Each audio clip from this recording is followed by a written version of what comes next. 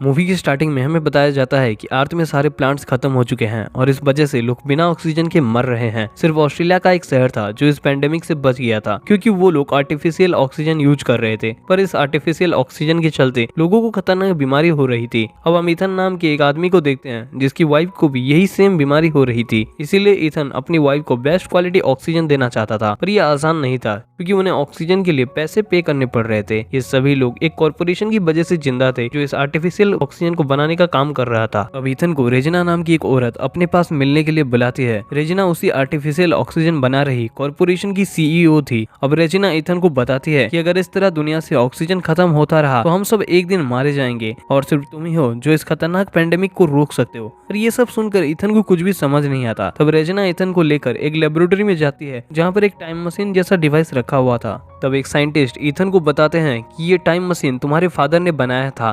Regina भी कहती है कि सिर्फ तुम ही हो जो इस टाइम मशीन को यूज कर सकते हो, क्योंकि तुम्हारी कलाई में इस टाइम मशीन को ऑपरेट करने वाला डिवाइस जो लगा है। अब उस डिवाइस के बारे में सुनते ही ईथन को अपना बचपन का दिन याद आता है जब उसके फादर ने उसे एक वॉच गिफ्ट किया था, जिसे पहनते ही ईथन के हाथ से खून निकल आया था और तभी से ये वॉच उसी के हाथ में पूरी तरह से चिपक गया था। अब रेजिना बताती है कि इस टाइम मशीन की मदद से हमें एक मैसेज रिसीव हुआ है जिसके हिसाब से तुम्हें 400 साल आगे फ्यूचर में जाना पड़ेगा। वो साइंटिस्ट भी कहते हैं कि हमने पता लगाया है कि 400 साल बाद ये दुनिया भर से पहले की तरह बन चुकी है। यहाँ पर प्लांट्स और ऑक्सीजन भी हैं और वहाँ का क्लाइमेट भी पहले की तरह नॉर्मल हो चुका है। अब ईथन को बताया जाता है कि तुम्हें फ्यूचर में जाकर वहाँ से प्लांट्स और ऑक्सीजन कलेक्ट करके फिर से इसी प्रेजेंट टाइम में वापस लाना पड़ेगा। इसकी मदद से हम फिर से अर्थ को पहले की तरह रिकवर कर सकते हैं। पर ईथन को ये सब एक मजाक लग रहा था। पर अगर सच में भी ऐसा कोई दुनिया है तो ईथन वहां पर जाना नहीं चाहता था क्योंकि उसकी वाइफ बीमार थी। पर साइंटिस्ट का मानना था कि अगर ईथन फ्यूचर में जाता है तो हम आज की दुनिया को पहले की तरह स्टेबल कर सकते हैं। अब ईथन अपने एक फ्रेंड जूड के पास जाता है जो ईथन को फ्यूचर में जाने के लिए मनाता है। पर ईथन अपने फादर की तरह बनना नहीं चाहता था, जो एक प्रोजेक्ट के चलते ईथन और अपनी वाइफ को छोड़कर चले गए, जिसके बाद ईथन की मॉम की भी डेथ हो गई और तभी से जूड ईथन को अपने छोटे भाई की तरह मानकर उसका ख्याल रखता आ रहा था।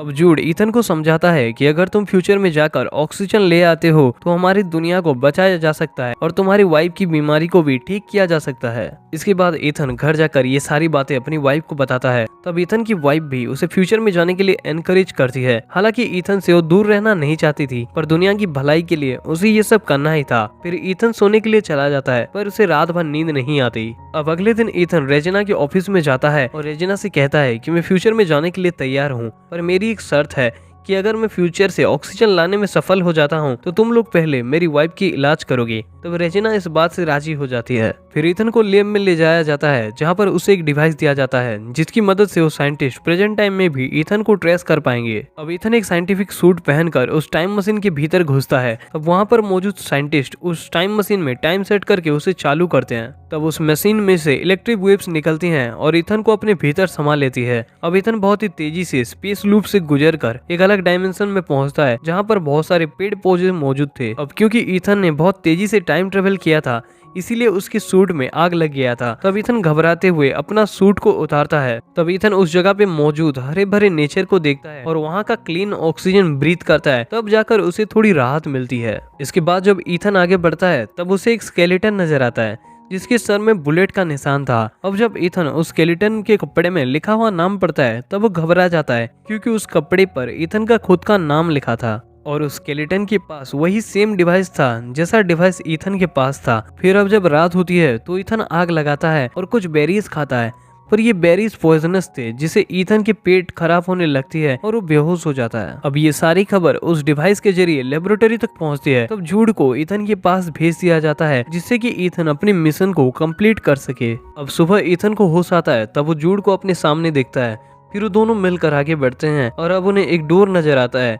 फिर उसी दौरान उस डोर में से एक स्कैनर निकलकर बाहर आता है और ईथन के आईज को स्कैन करता है और तभी वो डोर खुल जाता है। अब ईथन और जूड उस कमरे के भीतर जाते हैं। अब उन्हें पता लगता है कि वही लैब है जहाँ से वो लोग फ्यूचर में आए हैं। अब ईथन एक होलोग्राम ऑन करता है जहाँ पर उसके फादर ने एक मैसेज छोड़ा था जहाँ पर उन्होंने इस मिशन के बारे में सारे डिटेल समझा रखी थी। अब सिर्फ ईथन को ऑक्सीजन कलेक्ट करना था, पर अनफॉर्चुनेटली उनका ऑक्सीजन कलेक्टर मशीन खराब हो गया था। अब ईथन और जूड उस लैब से बाहर निकलते हैं तब उन्हें हर जगह सिर्फ प्लांट्स नजर आती है जो पूरी शहर में फैला हुआ था और हर जगह ह्यूमन स्केलेटन्स पड़े थे। इसका मतलब ह्यूमंस के पूरी तरह एक्सटिंक्ट होने के बाद आर्क की एनवायरनमेंट फिर से रिकवर हो गई थी। फिर ईथन अपने घर में जाता है जहाँ पर उसे वो अपनी वाइफ की स्केलेटन मिलती है और साथ ही साथ एक ऑडियो रिकॉर्डर भी मिलता है जिसमें ईथन की वाइफ ने बताया था कि ईथन को ज्यूड ने मार दिया है, यानी फ्यूचर में ईथन को मारने वाला ज्यूड ही था। अब ये जानकर ईथन जोरों से रोने लगता है पर जूड उसे शांत करवाता है। इसके बाद जूड और ईथन फिर से लैब में आते हैं पर तभी ईथन लैब से बाहर अपने स्केलेटन के पास जाता है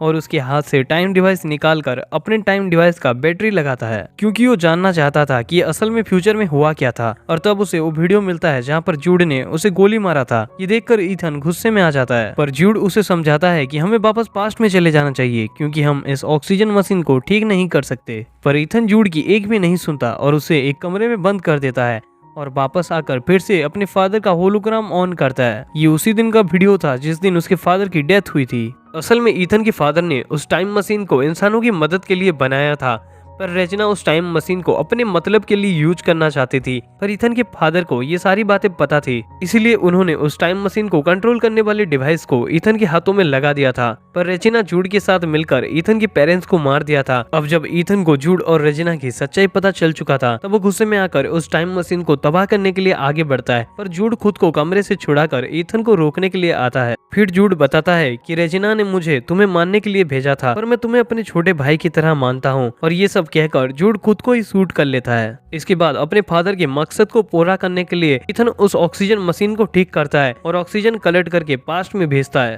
ईथन अपने फादर की डेथ वाली सारी एविडेंस भी पास्ट में भेज देता है जिसके बाद रेजिना को गिरफ्तार कर लिया गया था। ईथन अपने वाइफ के लिए एक फ्लावर भी भेजता है। इसके बाद ईथन उस टाइम मशीन को तोड़ देता है ताकि कोई भी उसका मिसयूज ना कर सके। अब ईथन लैब से बाहर निकलता है तब वो देखता है कि वहाँ पर कोई भी स्केलेटन नहीं था, यानी सभी लोग रिवाइव हो चुके थे। फिर ईथन को एक स्टोन दिखता है जहाँ पर उसका और जूड का नाम लिखा था और वही फ्लावर भी रखा गया था जिसको कि ईथन ने अपनी वाइफ के पास भेजा था। यानी सभी के नजर में ईथन आज मर चुका है। अब रिवाइव हो चुके अर्थ के एनवायरनमेंट को दिखाते हुए ये मूवी एंड होती है। तो दोस्तों अगर आपको ऐसे और भी साइंस फिक्शन मूवीज का एक्सप्लेनेशन वीडियो देखना है तो लेफ्ट वाली प्लेलिस्ट को जरूर चेक करो और वीडियो अच्छा लगा हो तो चैनल को सब्सक्राइब करके नोटिफिकेशन बेल को ऑन कर लो।